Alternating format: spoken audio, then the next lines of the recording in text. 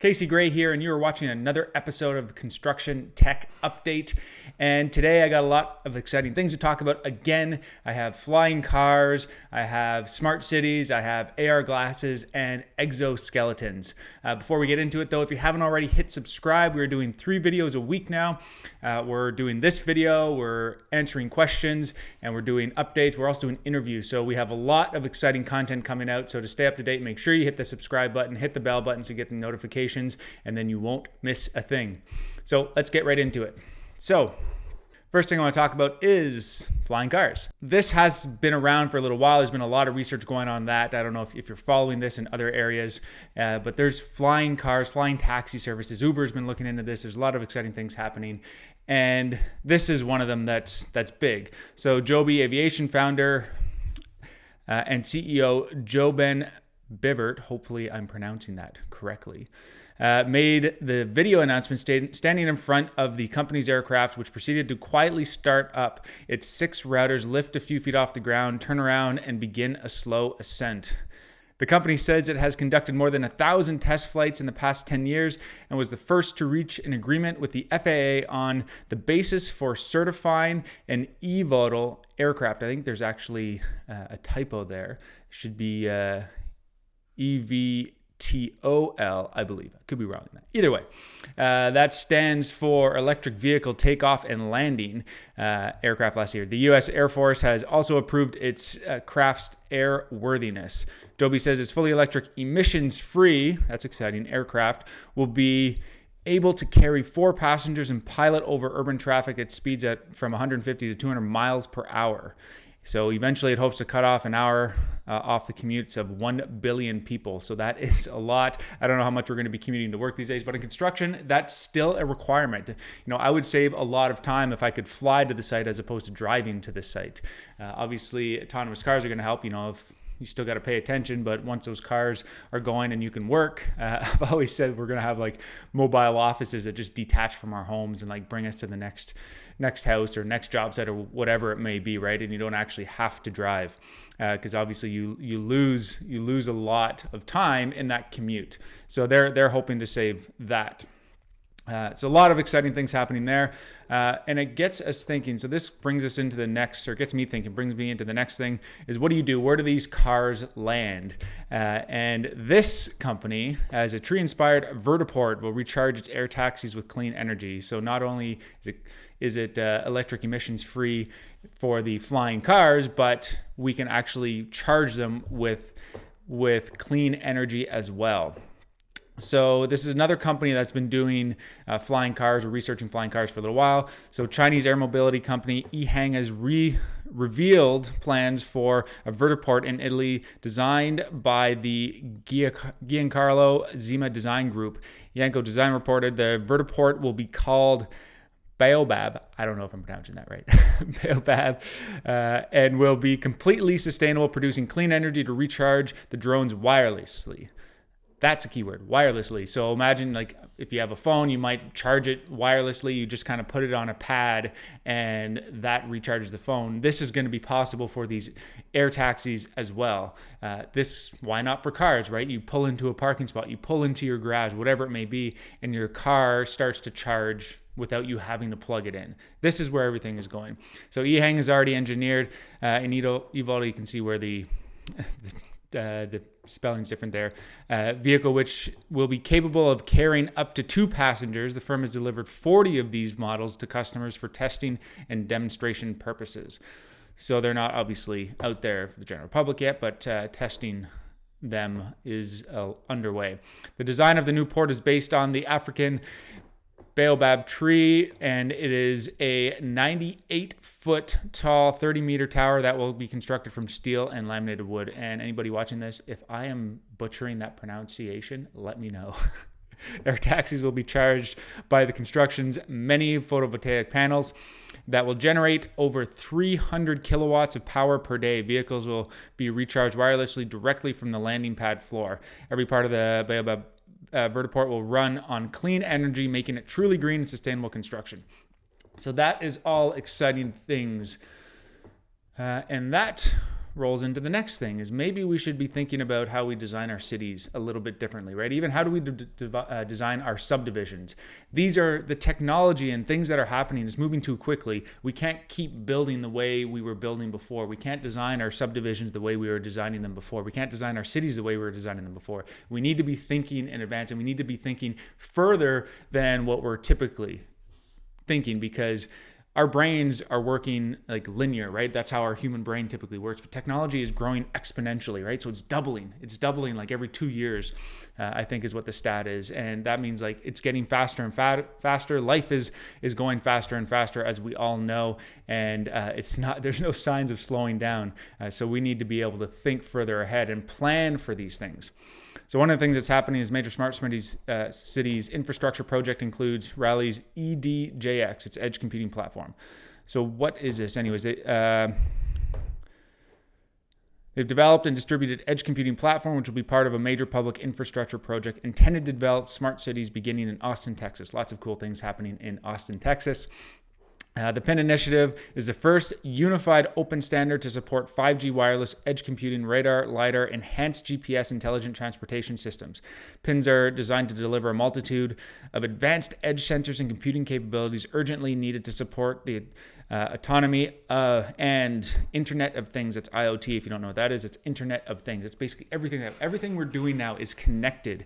We are all connected. Our phones. I just went through stuff in my house, for example, and things that are in my house. I thought I had a few devices connected to my wireless router. I had 14, right? If you think about it, there's, a couple toys even that get connected to wireless now. Our thermostat, a couple Apple TVs, my Kindle, and computers, right? iPads. Like we don't have, camera. I forgot that one actually. So that's another 3 devices. So that's 17 devices, right? So these are all things that's just one household. So imagine all these things that are out there now, and cars and flying taxis and everything around it. All of this data needs to be transferred. It needs to be done quickly. Like if you have a car, you want it to be able to react quickly, right? You don't want it to have to think too long. You don't want that information that's being transferred to take a long time, or else it's not going to react as quickly as you want it to and avoid an accident, for example. So PIN is a breakthrough in digital infrastructure design. It solves the current challenge of delivering computing at the edge and reroutes the current trajectory of a skyline clogged with cell towers. PINs will be 1,000 feet away from each other on a sidewalk, no different than a light post, and with their location, bring urgently needed computing power to the edge. PINs look like the next generation futuristic light pole. So this gives you an idea of what they're talking about here. Is you have a city and then you have all these poles that are connected. I'm not sure how I feel about all this wireless stuff flying through the air. I've been thinking about that for a while now, but hopefully it's not doing damage to us. These are studies that I haven't come across. If you have any studies that you could send our way, that would be great. Happy to look into those. Obviously, I want to learn. I don't think it's been around long enough for us to really understand what's really happening to us. I feel like some of the people who are sensitive to this maybe have a superpower that I don't have. But let us know your thoughts on that below. This rolls us into the next one. This at first may not look like it's related to construction, but I see things like this and I'm like, all right, how can it be related to construction? But this is really cool.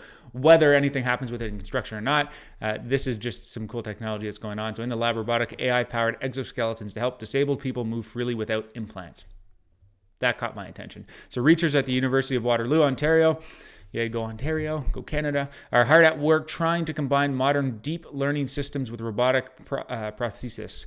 They hope to give disabled patients who have suffered spinal cord injuries or strokes or are inflicted with conditions including multiple, MS, spinal, cerebral palsy, and osteoarthritis, the ability to get back on their feet and move freely. So that is very exciting, and they're not using it where they're connecting it to all your nerves and it basically having to connect it to your brain to tell it what to do. They're using it more like autonomous cars. So like self-driving cars, robotic limbs are knitted out with sensors and cameras that feed images taken from the surrounding environment to computer vision algorithms. So just like a car, like they were mentioning, if your car understands what the parameters are and learns that, it can drive, right? It knows what side of the road it should be driving on. It knows what certain colored lines are. It knows if there's another vehicle there. It knows if it's up or down a hill. Like this would be able to sense going up or down stairs, for example. So how does this relate to construction? Well, in my mind, I'm like, well, this could avoid us. If this could sense stairs or going up a hill or a wall or a corner, whatever it may be, why can't this sense like a hole in the ground and prevent somebody from following, right? Maybe like an autonomous car, you don't need to use it all the time, but you can have these sensors. So for example, the truck that I drive has sensors, right? It has smart cruise control. I put on the cruise control. If it's coming up to a car, it slows down. If that car moves out of the way, or if I pull to one side to pass, it speeds up again. And I can adjust how close I want to get to that car, right? There's 3 different levels for the sensor. And if I am driving and I don't hit my brake and I'm about to hit, it will react and brake for me. I have not tested that, but that's what I understand the technology to do. This could be similar, right? If you're about to fall, or if it senses you're about to take a step into something where you could fall, maybe it stops you, right? The exoskeleton would stop you from falling. So maybe this is some sort of fall protection. I know there's a lot of testing and working that they're still doing there in the infant stages of this, but those are things that I'm seeing that this could really help us with injuries and deaths on the construction site, because there's a lot of moving parts, as we all know. But this also flows into the last thing I want to talk about. Let me know your comments on that one below as well, which is augmented reality glasses. So, Apple glasses. Apple Glass may cause algorithms to create 3D virtual objects. So future Apple AR devices such as Apple Glass may include holograms to make moving through virtual environments feel more natural. There's the possibility, for instance, that when you hold up 2 items in an Apple store, the glasses could display a bullet list of differences and similarities. My mind was going crazy. Like imagine, first of all, we got to wear safety glasses on a job site anyways. So why not have these augmented reality glasses? So once again, similar to what I was saying with the exoskeleton, this could tell you, it's not going to control you in any way, but it could tell you where a hole is, right? If you're about to trip over or there is an extension cord, if there's basically a hazard, it could tell you to what it is, right? And it could be like some warning that flashes up. The exoskeleton was maybe preventing you from doing it in the first place. And the other thing an exoskeleton could do, actually, which I forgot to mention, was it could actually make you stronger. Think Iron Man, right? So there's actually something I had read, I couldn't find the article, but there's exoskeletons that are being used, I think the military is using them, is that it increases the strength, right? But this could be worked on a job site too, where it prevents you from hurting your back. You can lift up something heavier, right? Things that you typically can't lift, or you need a crane or something stronger, forklift to be able to lift up and put into place. In renovations, it's a big thing. Like you can't get a lot of these machines in. You have to put a big beam up in place. Imagine having an exoskeleton which would allow you to lift that beam up into place. So anyways, back to the AR glasses.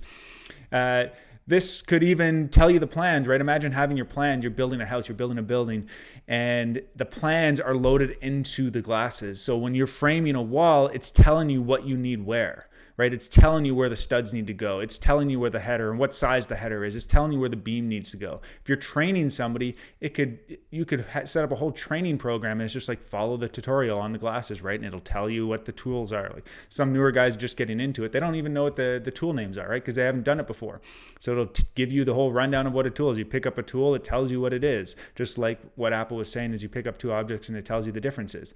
The other thing, it could prevent you from making mistakes, right? So in big thing, when we're framing a house, for example, you follow the joist plan or the truss plan or whatever it may be, and you're putting everything and you're doing your measurements. But in a floor, for example, you may have a joist that lands in the way of a toilet. Well, if you know exactly where that toilet's supposed to be and you're about to put a joist in the way, these glasses could tell you that. Don't put the joist there, move it over 3 inches so that you can actually put the center of the toilet where it's supposed to be according to the plans. And these are things that, ideally we design out of, but there's a lot of moving parts in plans and things have to get sorted out on site. And this tends to be one of those. And if the window is going in the wrong place or the window is the wrong size, you framed it to the wrong size, it can pick that up. these are all really cool things that are happening. So anyways, I hope you're excited about all the tech that's coming out in the world like I am. I think there's a lot of good things coming. There's a lot of people out there that may think bad when it comes to technology, but I think technology, if we use it as a tool as it should be used, it can actually, we can benefit from it a lot. We just have to make sure that it doesn't use us. That's the goal, like our mind. So I really hope you enjoyed this episode. Another one, I'll be doing these weekly again, so be sure to hit subscribe, and we will catch you on the next one.